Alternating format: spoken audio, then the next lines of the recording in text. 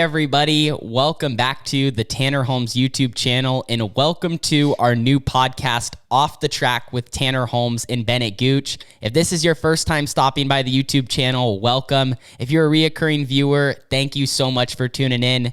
It feels so good to be here right now. We're on our new podcast set. You guys recently saw a vlog on the YouTube channel of us putting this all together, but it's awesome to finally have this thing up and running. So if you guys are new here, my name is Tanner Holmes. I'm a 17-year-old outlaw kart and sprint car driver from here in Southern Oregon, and more importantly, I just absolutely love to race. I have a passion for racing like nothing else, and also I love to create content around my racing on and off the racetrack, and that's this podcast, Off the Track. So to my left, I have one of my best friends and my co-host for this podcast, Bennett Gooch. Like you said, yeah, I'm Bennett Gooch. I'm 19 years old, and I'm from Northern California, so Redding, which is about 2 hours south of Tanner. And like you said, since we were little, we've been best friends. And then, he started YouTube, and I just got behind him real quick, helping him out with all the camera work. And then, he's grown his YouTube so much, and I recently started TikTok, and we just love social media a lot and just providing the community with racing content. And then we came together a couple years ago, and we said, you know what, let's expand and go into a podcast. And we're super excited to talk about that today, and everything that has just led up to this moment. So absolutely, it's going to be awesome. Yeah, we're super stoked. So what today's podcast is going to look like, some episodes when we do this, we are going to have guests. So we're going to get to talk to guests and get to hear their story and what kind of cars they drive, what their racing schedule looks like, all that good stuff going into 2021, and, kind of what this off season is. And then also we're going to have episodes of just us by ourselves, like this one, where we're going to talk about different topics, and specifically in this episode, recap 2020 and talk about the mayhem of 2020 and what the year was really like. It was definitely nuts. All the things that happened in the racing world, and what happened on our big schedule that really started in about June. So we're going to really deep dive into that. We're going to have our first guest in the next episode, so you're going to want to stay tuned for who that will be. But a lot of you guys are probably asking, where are you going to be able to find this show? Well, the great thing is it's all going to be right here on the YouTube channel. So we plan on uploading a new podcast every single Wednesday at 3:30 p.m. Pacific Standard Time. So the video version will be here. And I also like to more call it a YouTube show, because I feel like that's kind of what it is. Right. A YouTube show with the video version. And then if you like to listen to it in an audio form, it'll also be on Apple Podcast and Spotify. So that's going to be super great. Right. So if you're just the best of both worlds, if you're, you're headed down south or up north or west or east, wherever you're going to a race, and you got a couple hours on the road, just put the podcast on and enjoy what we got to say. So it's the best of both worlds. If you can't watch it, you can definitely listen to it. Yeah, no, I know how big audio is, especially as of lately.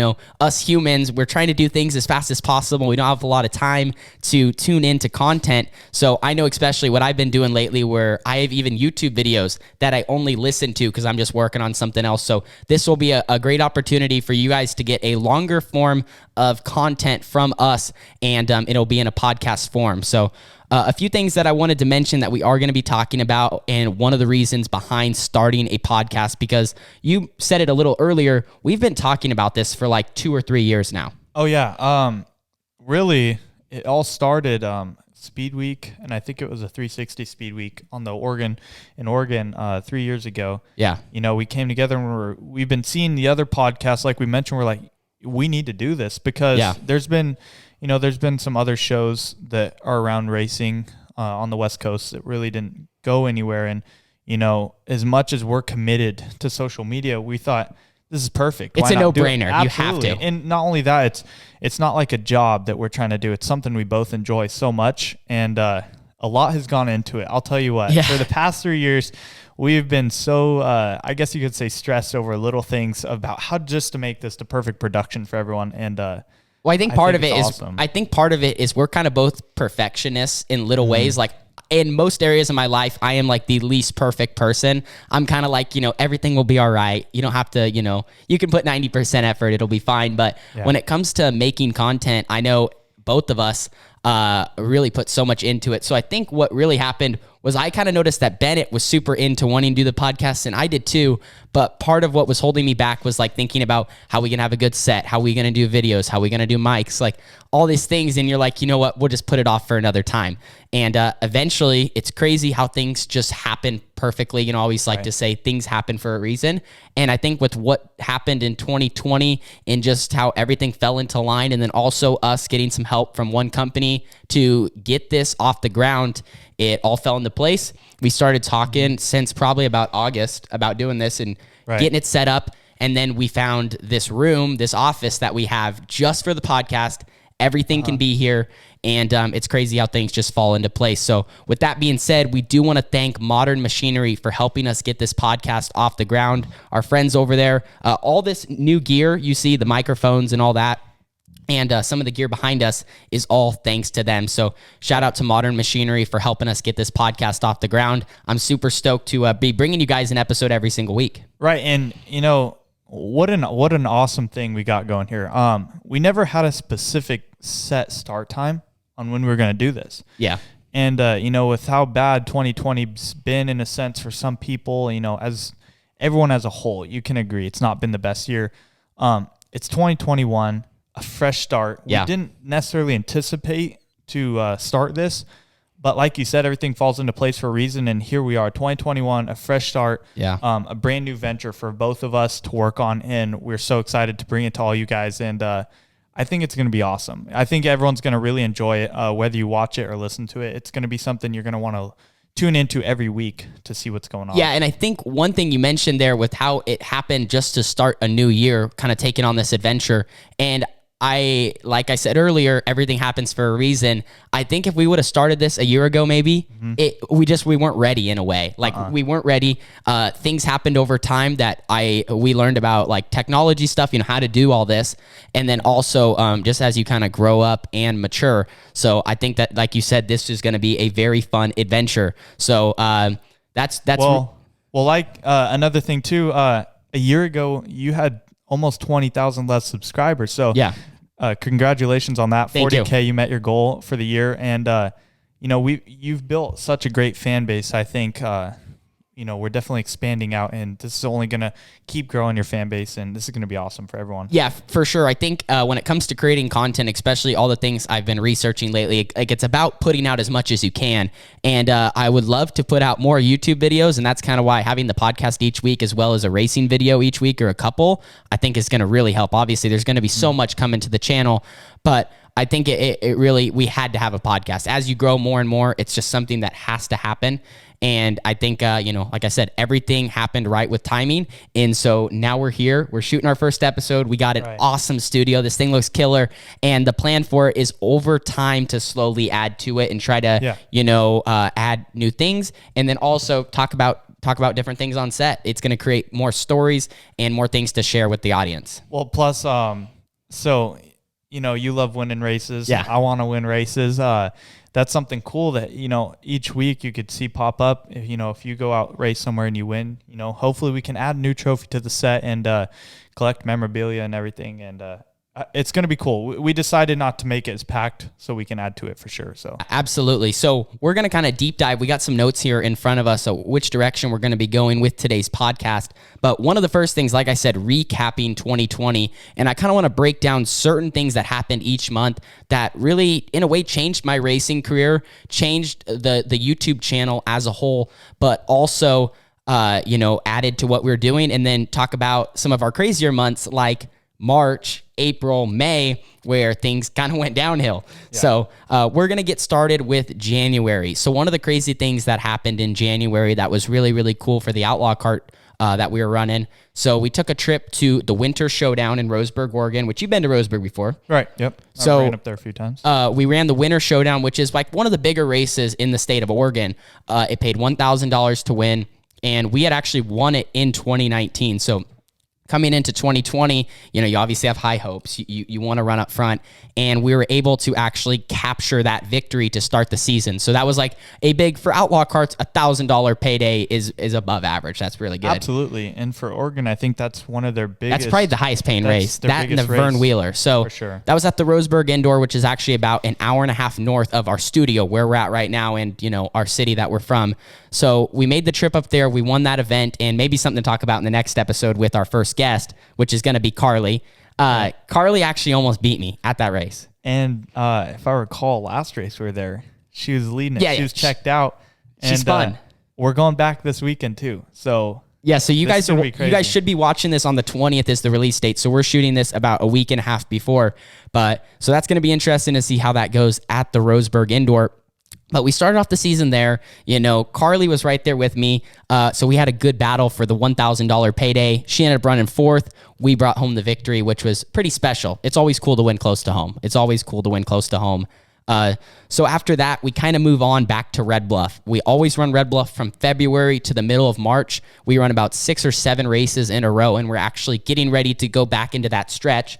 So that's going to be cool. But Red Bluff this last year, the 2019-2020 season was fun, but the second half of the year, just things didn't click. Red Bluff's a place where things have to go your way, and it just didn't for us. We ran up front a bunch, but the wins column did not fill up like we were hoping. But that's fine. Yeah. That happens. It's so hard to win races at Red Bluff, and it shows with this year.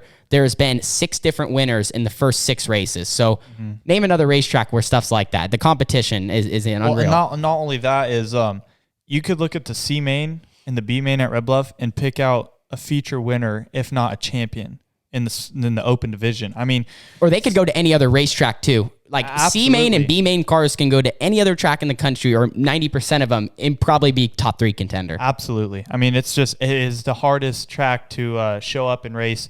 And it's kind of cool seeing some people from out of town come, and they're like, "Wow, this is it's a great learning experience." Yeah, this is not as easy as it looks. So yeah, so that's cool. We started off there. Like I said, we didn't have as many wins as we didn't win a race at all the last half of last season at Red Bluff, but that's fine. We were on the podium, I think, half the races for the second half of the season, so that's just part of it.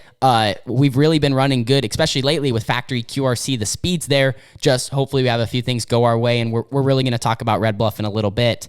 So after that, we come to the end of the Red Bluff Outlaw season at the beginning of 2020, and all of a sudden we have everything that happened in the world. Everything hits. It doesn't go good.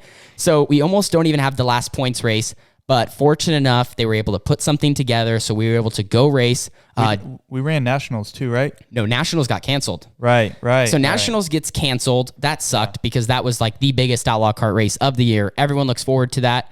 But so that gets canceled. It is what it is. It's just, at least we were able to finish off the point season, and they didn't finish with a close battle or something like that. But so Red Bluff was over. We move on, and we're like, okay, we don't even know what 2020 is going to look like. This could get real ugly. We might not race for a while, and that's what ended up happening. We don't race all of April. We don't race all of May. I don't think, was there any motorsports that put anything on? I think the first race was the sprint car race was it South Dakota at Park Jefferson? Yeah. I think that was like the big deal. South Dakota was the only track that was like, hey, we're going to start rolling here again. Yeah. And yeah, that's crazy. All motorsports just stopped. You've never seen. Yeah, like nothing happened. And that's where iRacing really rose. iRacing, a huge deal. If you're unfamiliar with iRacing motorsports simulation, it's an online game or simulation, however serious. Some people are serious about it. It's a simulator or it's a game. But at the end of the day, it's a fun thing to do to bring out that competition that we all like. And it also gives you a feel and can teach you certain things about just getting better on the mental side of racing, I would say. So that brings me to a good point. I want to ask you this question real quick. Do you think someone could play iRacing or race on iRacing, go out to the track, qualify, do whatever they're going to do, get out of the car and say, I used iRacing as a tool. It 110% helped me get better? I think they would. I think they would say it helped them. But also, I'm not in that spot necessarily. Like I started racing at a younger age. So I did, we've been racing forever, I guess we could say.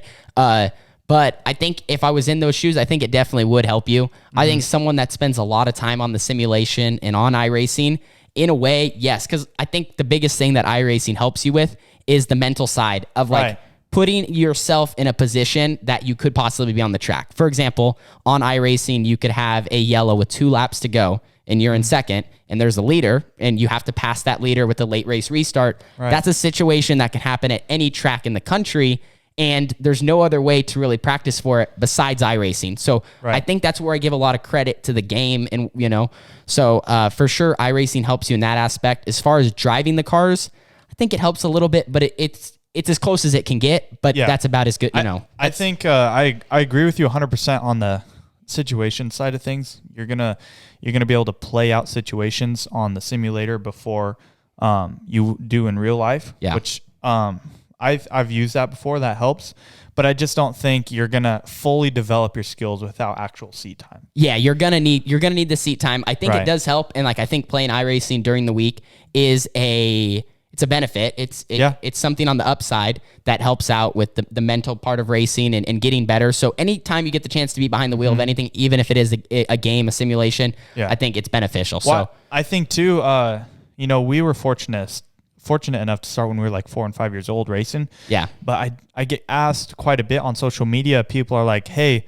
I want to get into racing. How would I start? And, instead of telling someone to necessarily go out and buy like a beginning division race car, maybe get on iRacing. Yes. That way you understand the flags, you understand the format of a race, you understand how things are working. And which I think that might be the same thing. Right. I think that might be a better way to go nowadays versus back in the day. You're like, hey, if you want to learn to race, go buy a race car. I mean, save you quite a bit of money. Yeah, too. I always say that, like, for getting started in racing, iRacing's a great tool. Another good one, I always like to say, just go to the racetrack and learn and talk to people. Like, talk to people, try to get linked up with the team.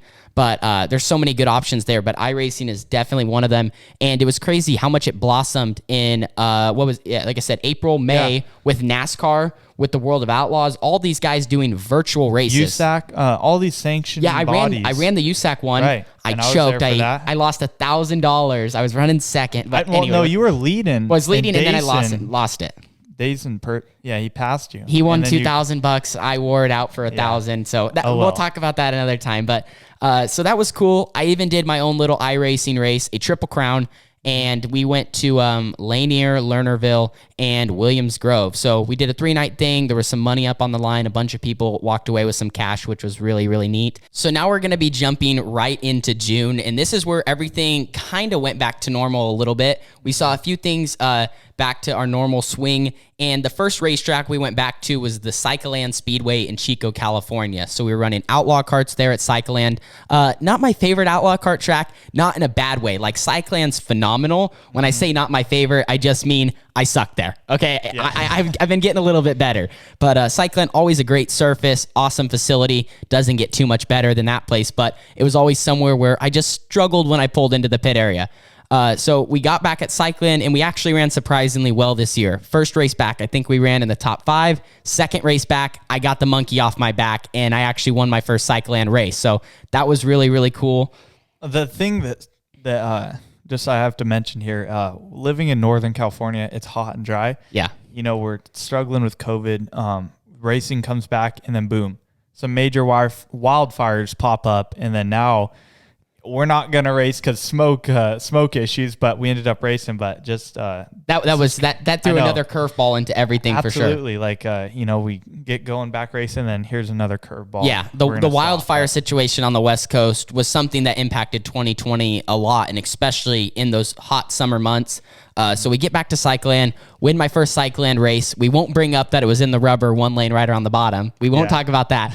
But it was cool to win my first Cycland race and, get that triumph with Factory QRC and Jimmy, because those guys work so hard to have a race car there for me. To clarify, that's your first open Cycland. Open Cycland, okay. Yes. Yeah. You've won Showcase and some other stuff, but the open one to me was the one that mattered so much. So got that win. And then at the same time, the Cycland Speedway, not Cycland, the Skagit Speedway opened back up, and we got to go back there for our first 360 races in the Pacific Northwest, which actually, that was the only 360 track that ran all year. And not only that, it was on a Wednesday night, right? Or Thursday night. And which is crazy. Thursday Night usual, Thunder. Right? You don't see that in the Northwest. But at the same time, what's cool about that is like the All-Stars do is, any racing runs on a weekly schedule. Yeah. It gave you something to look forward to. Oh, absolutely. Which was especially cool. during a year like that. I think that's what a lot of people struggled with was like, when racing gets taken away, it's like, now what do we do? Especially racers, like that's so much of our life. So we get back to Skagit. We ran, I think, 8th our first night back. Second night back had some issues. And then our third night is when things, I think, went really far south. We ended up flipping over on a good run. I was up to 6th in the A main event. I tip over.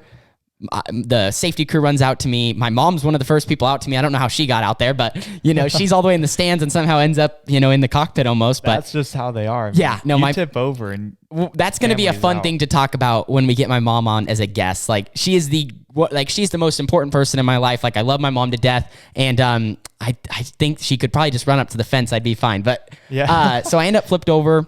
That wasn't good. Thankfully, it didn't destroy the frame. We were able to just do a few small things. It mainly, the wing absorbed so much of the impact. So get back racing. We ran Skagit the following week. And then we actually, run a little bit more between Cyclone and Skagit because that was really our only option as far as Oregon, Washington area racing. And then we get the chance to head to Montana at the end of July. And talk about what an experience. One, both of us just love the state of Montana. Like Montana's a phenomenal place to go. And like your video that just went out today, so sad to see Missoula Big Sky Kartways going away. One of the outlaw kart, the only outlaw kart track, I should say, in Montana. And not only that, held one of the biggest events in outlaw kart racing, Wild West Shootout. And so sad to see that going away. But that was, we got plenty of stories from the time we went and ran the kart there, I think last year. We'll definitely get into that at some point. But that's kind of what started our love for the state of Montana because we started going there in outlaw karts, but now even expanding to the sprint car, which we went to the track in Montana. I think it's one of the largest ones. And then also it's the farthest east.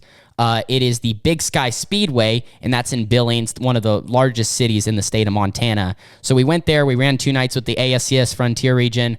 Both nights got abrasive and took rubber, and we're kind of hard on tires. That's just sometimes how it is. But first night we ran 5th. So with an ASCS regional, we were pretty excited. That was good. First time on a different style of track. Super slick, super dusty. A brand new track too. Yeah, kind of what you would expect in Montana. Kind of dusty. That's just how they go. Not a lot of grip. Second night, I was up to 3rd, and then we ended up kind of throwing out the anchor the last couple laps because I got kind of tight in the rubber. But one of the cool things I wanted to touch on, if any of you guys are from Montana, whether you're at Electric City or we're at Big Sky Speedway throughout the year, you fans love sprint car racing. Like our first trip there in July, you wouldn't even believe how many people were at our pit area. Obviously, some fans of the vlog and some just new people that wanted to buy a t-shirt just to support someone. But that was crazy to see for a state that doesn't get a lot of Wing 360 racing. Well, that's just so cool too. Like you mentioned, you don't know how popular you are, and you obviously being humble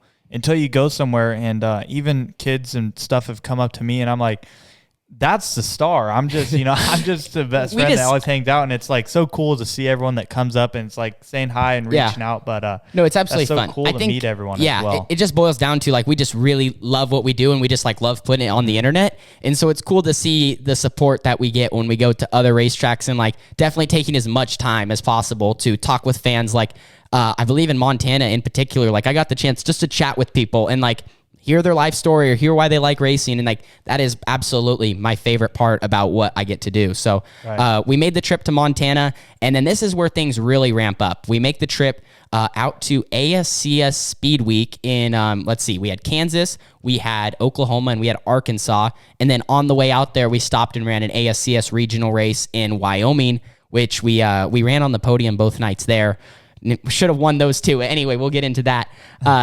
But what a fun trip that was. Like I said, first stop in Wyoming. Craziest thing. I wish you could have been there for this, Bennett, because I think you would have got a kick out of it. So we walk up to this track, right?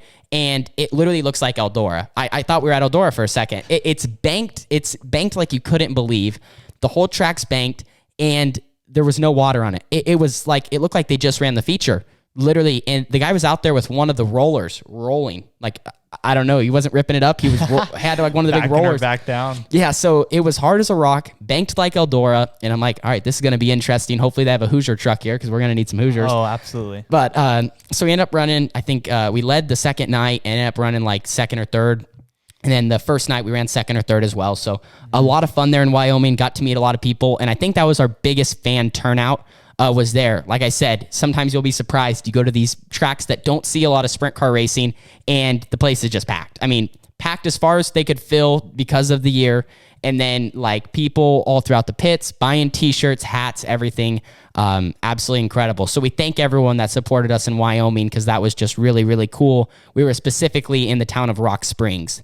So we run in Rock Springs, then we head out to ASCS Sprint Week, and like what a treat it was to get on new racetracks. Like it's crazy. I know, for the most part, us racing locally for the past 8 or 9 years, right? Getting on new tracks is something we really didn't do a lot because, in Outlaw Karts, we're used to racing Red Bluff and Cyclone. That's it. Oregon, when Red Bluff or Cyclone isn't running. Yeah. Exactly. Other than that, you don't really venture out. So we got the chance first night, get on Lakeside, a half mile. Place is massive, for a Northwest guy. Back there, they're kind of used to the tracks those sizes. But surprisingly, we actually ran really, really good. We had a good setup on it. We were able to fine tune. We were 10th quick out of 38 cars. Ran second in the heat race and 7th in the feature out of from starting 10th. So, a great start to our week. And like I said, a place like Lakeside is nuts. It's big, long straightaways, super wide.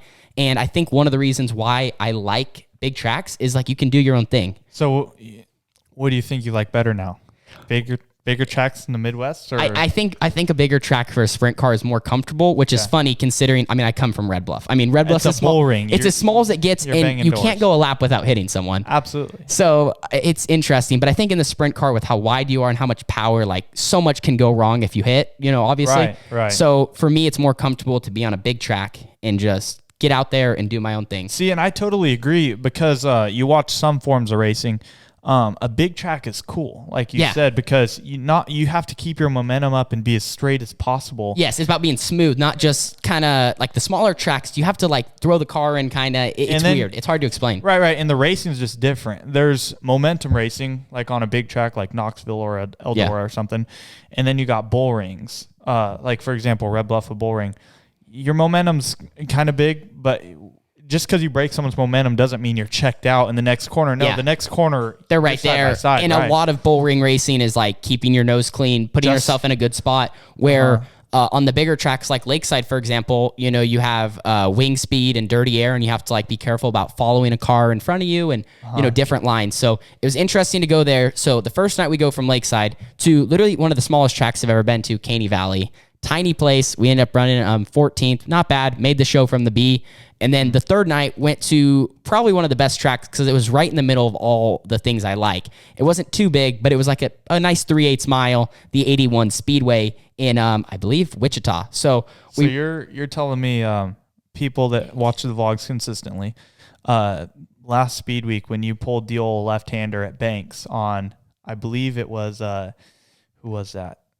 You won at Banks in the limited. The limited was that Kinzer Cox? Kinzer, yeah. You pull a left-hander. I thought the Speed Week's over. We're wadding it up here. No, Tanner pulls a left-hander and just throws a perfect slider for the lead. We were able to, like, on this tiny bullring track like Banks. Yeah, part of why I think I like Banks, considering it's a small track, is because I just have laps there. Like any of these new bullring places, like throughout the week, we went to Caney Valley, we went to Creek County, we went to I-30, like Hammer Hill, that place is nuts. Yeah. And even the last track was Diamond Park. So we went to all these different places. Our week started out much better than it ended, but that's just part of racing with the best. So we ran 5th at 81. And real quick, a shout out to the guys at 81 Speedway. They were super friendly. The facility's insane. They do a great job on their social media. They had me on their podcast that they had there. We came in, we did an interview before the show. I felt like I was in a NASCAR hall or something. It was cool. So really had a lot of fun going out and doing that. After ASCS Sprint Week, we came home and we had a big opening Labor Day weekend for that. And we actually got our first sprint car win in my career in the 360. Skagit, we won. Then we ran 4th 2 nights at Electric City, which is another track in Montana. It's a little bit closer to our house. It's in Great Falls, Montana. Yep. So a little bit closer. It's not as far east as Billings is. But we got up there, and I can quickly say, probably, like, I know I talked really good about Lakeside and really good about 81, but Electric City is hands down my favorite track. Like, the uniqueness of the place is unreal. One corner has a huge curb, which I'm not a big curb guy, but like slick to a curb, and it's super wide. You can throw haymakers. You can run right around the bottom. You can, kind of run a little bit of a slider line, diamond kind of type deal, or right on the fence. The other end has that bottom for rolling the bottom, and then it is like the opposite. No curb, just straight slick. It's just slick. It's all about like one corner, you could have your wing all the way forward and rip it as hard as you can, and the other corner, you could have your wing all the way in the trunk and just like still carrying that speed, but like trying to, have as much drive and momentum around the top. So that place was cool. Part of why I like the place is obviously we got the victory there, but still, even when I was running fourth the first couple of nights, I'm like, this place is sweet. So we had a bunch of fun racing at the Electric City Speedway in Great Falls, Montana, another place where there was a lot of sprint car fans. And even with some of the limited number of fans allowed, spectators, we still saw great turnouts. Right. So moving on from September, at the end of that month, we did get the chance to go out to the Lucas Oil Speedway, which next year when we go, you're coming with us 100%. I heard you love this place. Like, it's beautiful. Like, the racetrack's cool, but the facility. If you guys have ever been to Lucas Oil, known as the Diamond of Dirt tracks, incredible. They're off-road tracks there. There's a pond for fishing where they do the drag boats.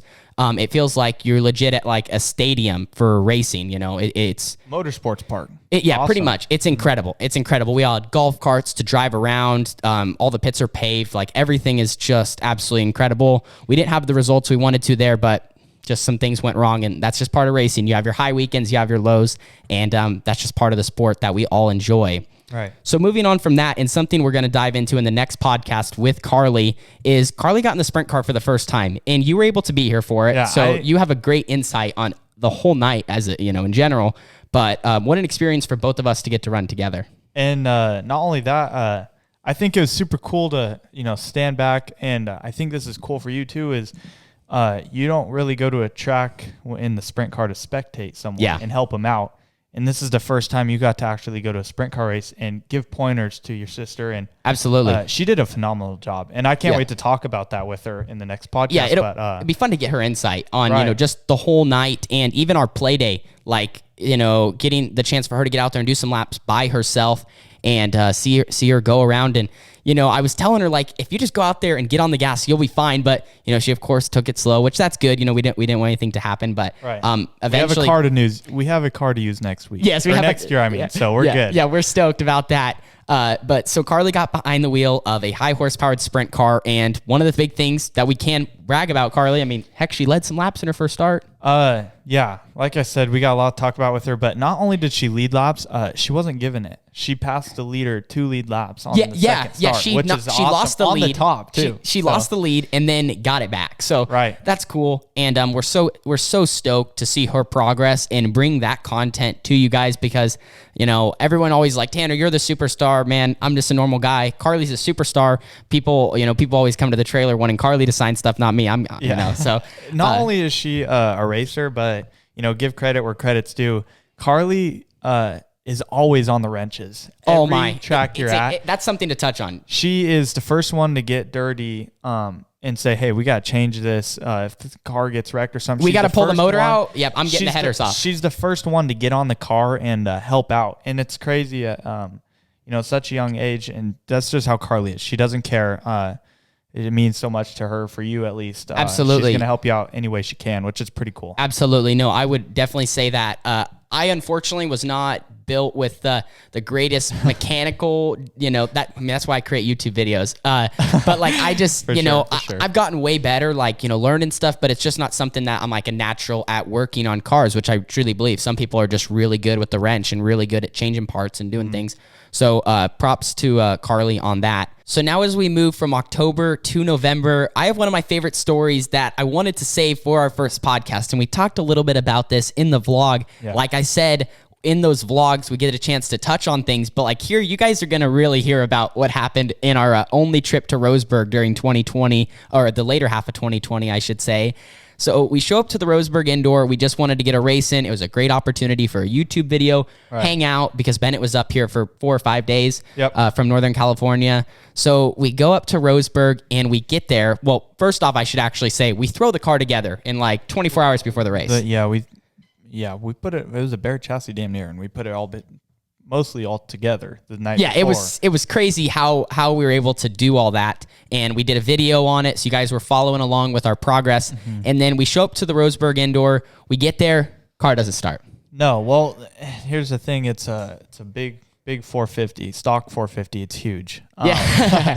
So bump starting, pushing it's not the easiest. No, well, it has an electric start. So those all come with electric start. It has a button. So you look on my dash, you flip it, make sure it's on. Then you hit the button and it's supposed to fire right up and just idle right there. Well, what ended up happening is we went to hit it and it was just making the noise like it was trying to fire, but it wasn't going to. Right. So what ended up happening is the battery. We had a bad battery. It wasn't going to fire. So thankfully, we decided to bring one of our golf carts with us because at Roseburg, how the pits are, it's this one huge long stretch. And so it's like a drag strip almost. Pretty much. Yeah, no, that's a great way to describe it. So it's like a drag strip and we're pitted at the very end and we got to drive all the way up to the building because we don't get there very early. No. And Roseburg, it's lined up all the way to the end with a good amount of space between trailer because we're trying to COVID regulations. Because of the pandemic and everything. So we're way off in the boonies here. Yeah, so we're way in the back, right? Thankfully, we brought this golf cart and we're like, okay, so am I even going to be able to race? Is this thing going to run? Mm-hmm. No one had any of the stuff we needed to fix the battery. And so what we ended up doing is we got to push start it. So, and here's the thing too, is you show up to an outlaw kart track and you're like, well, there's quads to push start. Well, the thing is they don't realize you gotta push this thing hard. Well, also they didn't want people firing stuff up really in the pit, so we had to go even farther out back. Right, but the thing is you can't just roll it on the track because the quad guys don't know. You got to push. You got to get this thing going. Yeah. And in a quad, the quad guy's mind, if you do 2 laps, get them off the track. Yeah, if it's not starting. Totally agree with that. If a car's not starting, get them off the track. There's no reason we should be delaying the race. 100%. And they just didn't know this. So for hot laps, I believe it was, they couldn't get it fired, and then it did fire.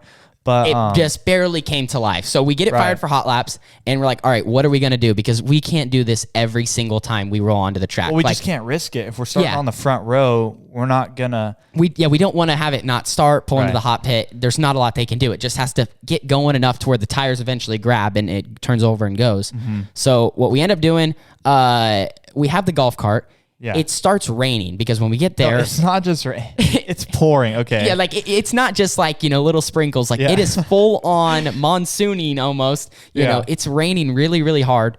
And pretty much what ends up happening is Bennett's on the golf cart trying to start me before the heat race, there's 2 heats actually, I should say there. So both heats, trying to get it started, and it goes, and then the biggest thing is you try to get it neutral, which is easy to do once it does get started. Yeah. But it gets hot so quick, so sometimes we had to shut it off, and sometimes we had to keep trying to restart it.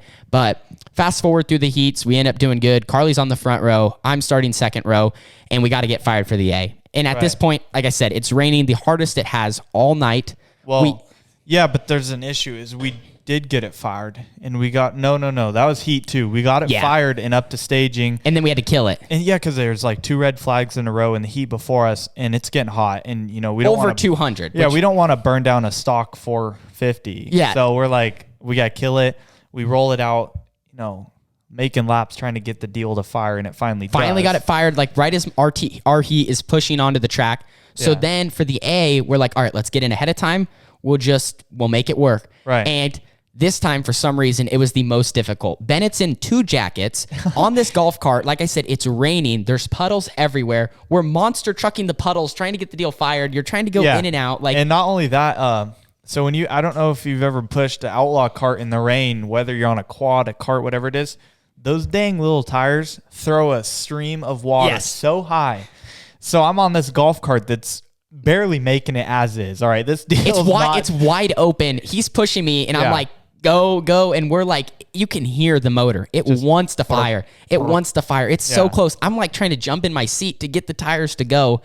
Anyway, we eventually, talking a minute before our race rolls off, I'm on the second row. So if I'm soaked, if I miss, at this point. Bennett's soaked. I'm soaked. My whole suit, left side arm, right side arm.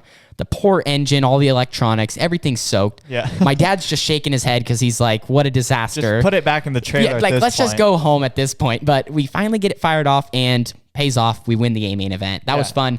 But the pre-race shenanigans. You almost got a Christmas gift. Carly was checked out. Carly might have beat us. She might be. I mean, a caution, you definitely may have played some games with her, but Carly was checked out. Yes. Had a mistake. It happens to everyone. Which is going to be so great to talk about, like I said, in the next episode, what it's like to race with Carly, being siblings. And that's, I think, a great chance for anybody watching, viewers.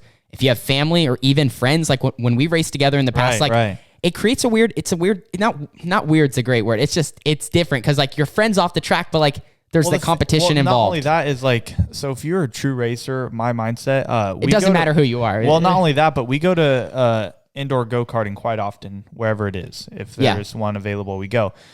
Even that is, you'd think it's the dang championship race. For like NASCAR Cup Series or something. Right. I'm not going to lose. That's not how it could be. We're racing these cheap rental go-karts. I'm not going to lose. We will, whatever we got to do. So that'll be fun to talk about. But anyway, we beat Carly that night. So thankfully I don't have to, I don't have to post a video with the title and thumbnail of Carly winning or something. So that was cool. Anyway, got to win at Roseburg. But what a story. I just wish I had some video to show you guys of literally Bennett, poor kid, soaked in the rain on this cheap golf cart that we bought for $800 that is going through the puddles, through the rain, finally gets the car started after about 10 times going back and forth. And the only way we got it started too is I noticed something. So the pits are almost like this, like it's at an angle, right? Yeah. It's not flat. So the water rolls into these puddles in a sense. So I was like, hey, don't dump the clutch until you see this like sort of dry spot. Yeah. Right. And there was like super soaked puddles where the tires would just slide. Yeah. And then the dry spot. So we're almost trying to find traction in the hot pits to get the rear tires to roll to fire off. And we did when we found that out. I was like, okay, we're going wide open. When you hit the traction, dump that thing. Absolutely. And then there it was. Finally got it fired. So we ran good at Roseburg. And then the last thing to touch on for our 2020 recap is Red Bluff. And Red Bluff, as usual, like we touched on earlier, it's just up and down. Like the 18T has had a lot of speed, and Jimmy's been giving me a good car. Track conditions have even played in our favor, but there's just been some races where we've been close. We ran second twice. We've started on the front row and started up front a lot. We've had some races where, as you guys have seen, things have went wrong. And one of the main ones, you guys saw the Tyler Wolf Memorial, lead 22 laps, checked out, have motor problems. So we've been in contention. I don't feel worried at all about it. I know we have a lot of speed, and I'm ready more than ever to get back there in February and really show that we can be up front again. And that's the thing with the Red Bluff that people don't really understand is you can go somewhere and race, and you got to have a good program, right? Yeah.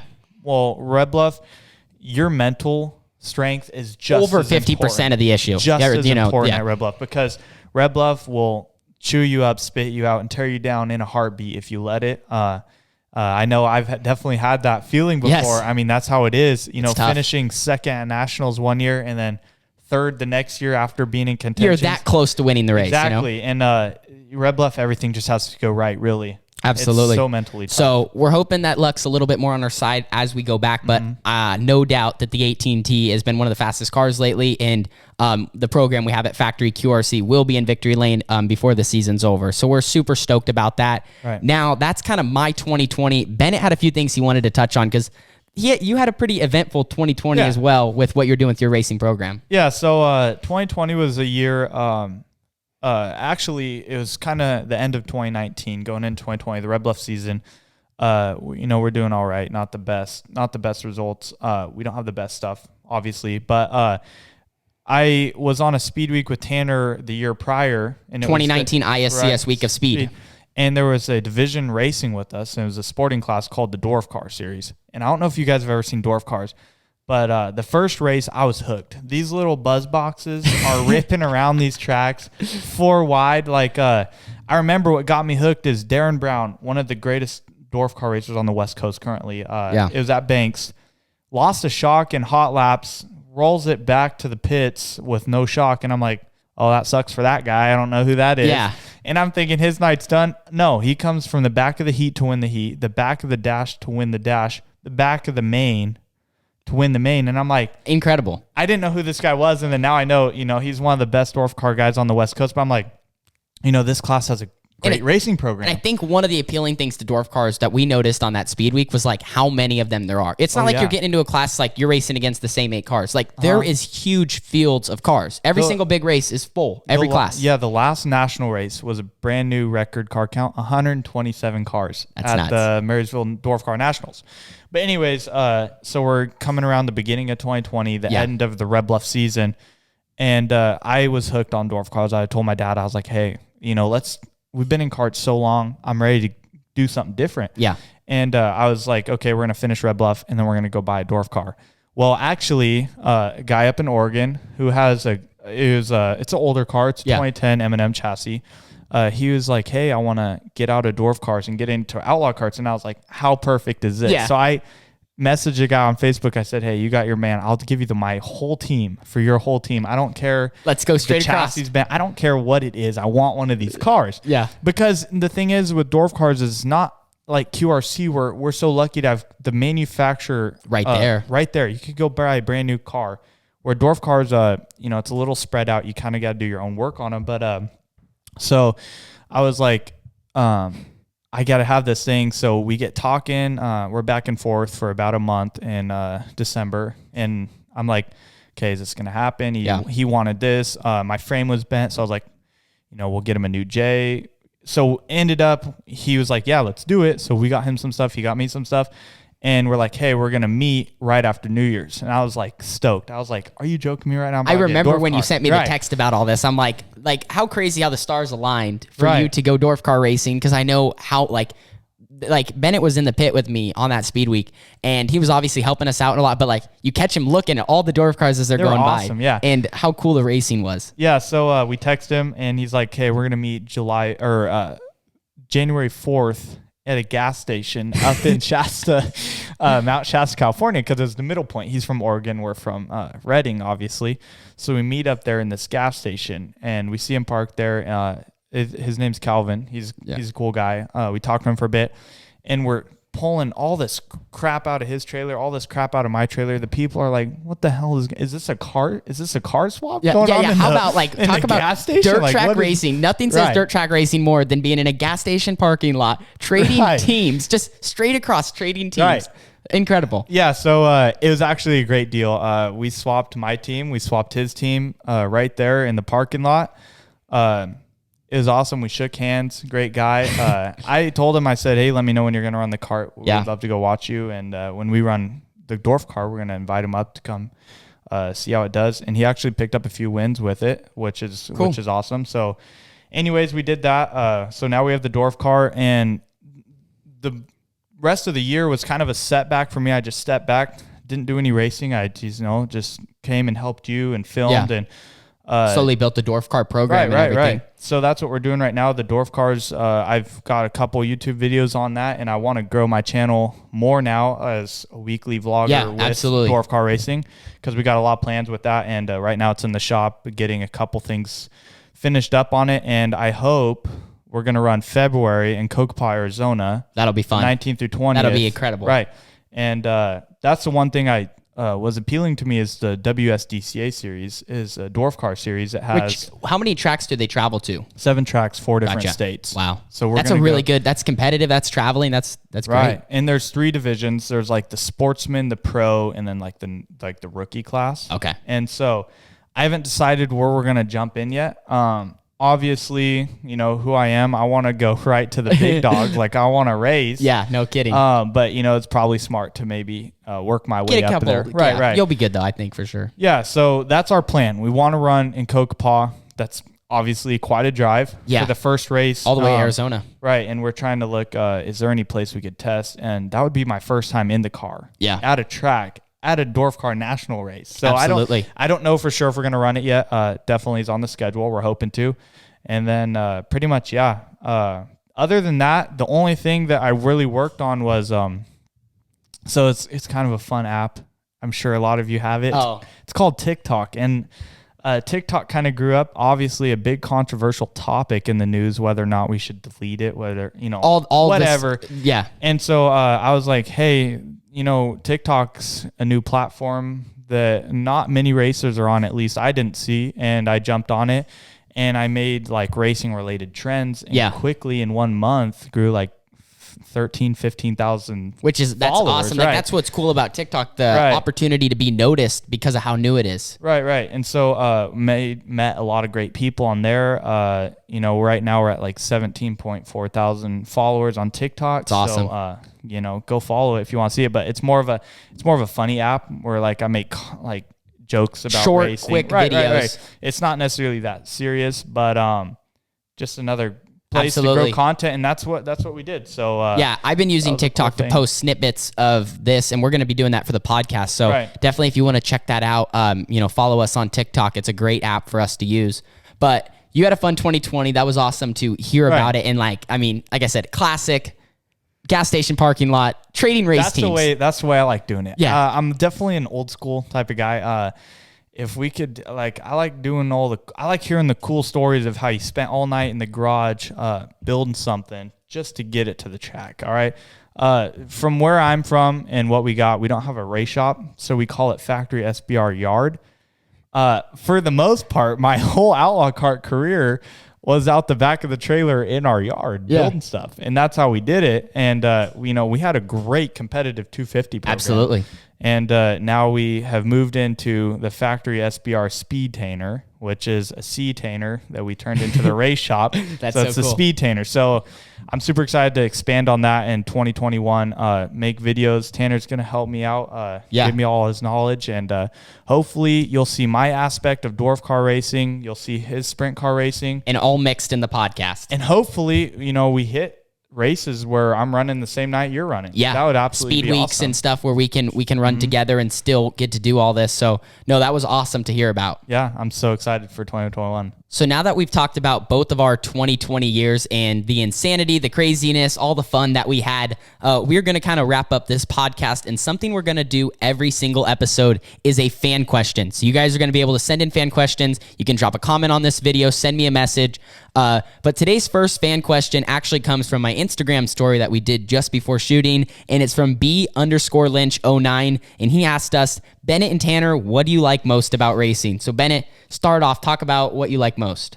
So the big thing about racing for me is, like I said, been doing it since I was 5. And my dad got me into it because he had some racing ventures that I'll talk about in another episode. But the big thing that I love about racing is the family atmosphere. Yeah. Because I've played many sports through school. Rival teams, rival high schools. Yeah. Like, we can't associate with these guys, can't talk to these guys. But racing, during the race day, it's obviously competitive.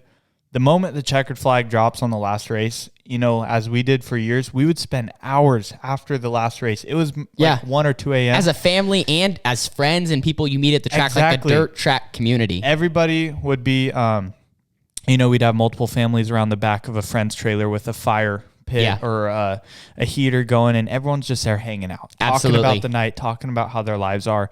And the coolest thing about racing for me is just that family atmosphere. I mean, I 100% agree. I've built, obviously, friends that I'll have for life. You guys, I'd consider you guys family. We would have never met if it weren't for Red Bluff and racing and outlaw carts. And that's just one of the coolest things about racing is when something tragic happens in the racing world, which you never want to see. Everybody comes together. Absolutely. It doesn't matter if you didn't like the guy or girl, whoever it was. Or you maybe wrecked with them on a random race or something. And then something sad happens, and then everyone's there together to help come together and just mourn the loss, which is a great thing. No, that's awesome. Absolutely would agree. The family atmosphere of racing, dirt track racing, asphalt, all of it together is very similar. Right. What I love most about racing is the process of it all. And that's part of like why I think I like creating content and like posting on YouTube and trying to create new things is the process of like the game of everything. Like racing, I wouldn't say I'm like the guy that gets the most. Like when I lose, it's frustrating. Don't get me wrong. Everyone has their moments. But for me, like I always just think, things happen for a reason and stuff happens and it all makes you better in the end. So like I don't like losing, but in a way I like losing just as much as I like winning. Like because losing means there's room for growth and getting better. And so racing for me, just the process of it all of like, getting the cars ready, going to the racetrack, like, and now especially, creating content, sharing it with people, and then having the opportunity to go out on the racetrack and go fast and race people and get better and prove that you're better than the guy next to you, or the next race he's better than you. Like it's the competition atmosphere of it all. So absolutely, we both enjoy. I think that for sure. The family atmosphere. There's so many different things we could go into. There's just nothing like it. Yeah, like I said, I've tried so many other sports and they're fun, they're cool, the teams are awesome, but it's just nothing There's like nothing. racing. Oh, absolutely. I've done baseball and basketball, and those are some great topics for us to discuss another time at how horrible I was at every other sport. But like I said, I built great family friends with those sports too. But nothing like racing. Racing just runs in my blood. It always will. Absolutely. Something I want to be in my life for the rest of my life.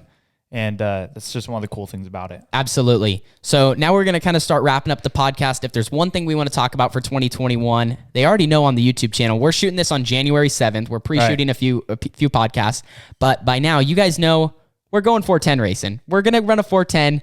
It's going to be nuts. I don't even really know what to say about all of it. I'll probably have already talked to you guys in a video and whatnot, but I'm just excited to film. This is going to be awesome. It's going to be an experience. You know, Tanner goes and races, and it's got to be awesome for him, but just as excited as he gets or nervous is the same for me. Like, I always go to the track with him. I'm like, this is all I want to see you win. I want to, always evolve the vlog and camera angles and whatnot. And it's fun. So cool. Absolutely. To see just the process of it. Right. So, no, it's going to be fun. We're going to be 410 racing down at the Arizona Speedway. So more of that's going to come. This should be released on the week that we're leaving, like the day that we're leaving. So you guys will get to hear that. So I'm not spoiling anything, but we just want to thank you guys for tuning into our first podcast. Bennett and I are going to be producing these a little bit ahead of time, and we're going to be, like I said, one a week and just see what it turns into. We're going to have fun guests on. You're going to get to learn more about us. We're going to get to tell stories. We're going to get to, share stuff that does not get seen in the vlog.